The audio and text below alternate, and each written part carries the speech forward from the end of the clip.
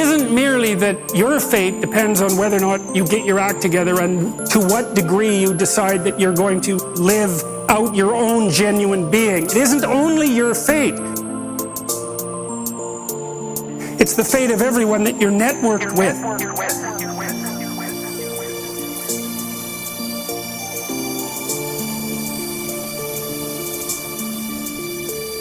There's 7 billion people in the world, and who are you? You're just one little dust mote among that 7 billion, and so it really doesn't matter what you do or don't do, but that's simply not the case. It's the wrong model, because you're at the center of a network. You're a node in a network. You're a node in a network. You're a node in a network. Node in a network. You'll know 1,000 people, at least over the course of your life. And they'll know 1,000 people. And that puts you one person away from 1 million, and 2 persons away from 1 billion. And so that's how you're connected. And the things you do, they're like dropping a stone in a pond.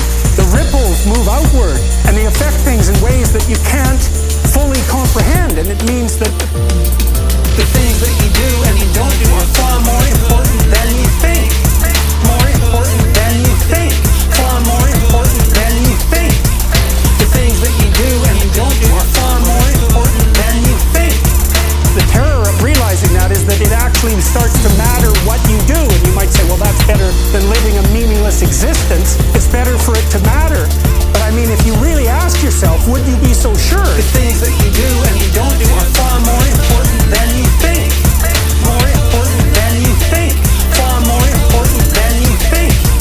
The things that you do and you don't do are far more important than you think. You have the choice. I can live with no responsibility whatsoever. The price I pay is that nothing matters. Or I can reverse it and everything matters.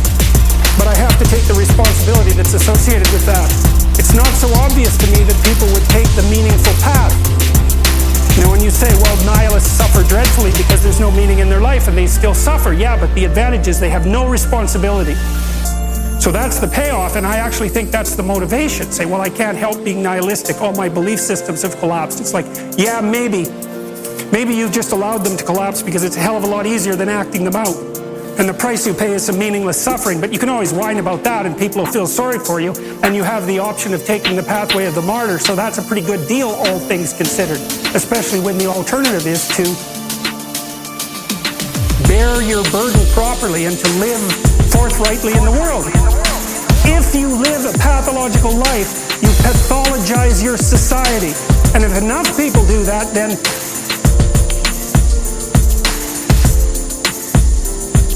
it's hell. Really. Really.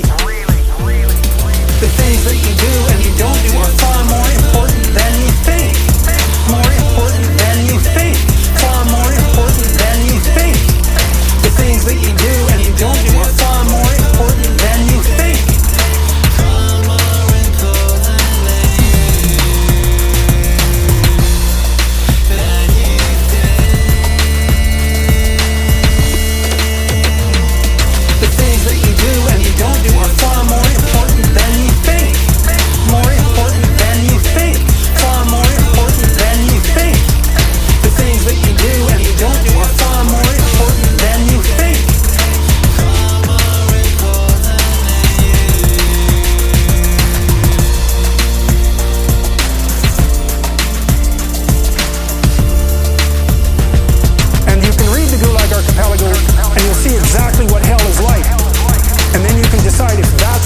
You'd like to visit, or even more importantly, if it's a place you'd like to visit and take all your family and friends, because that's what happened in the 20th century.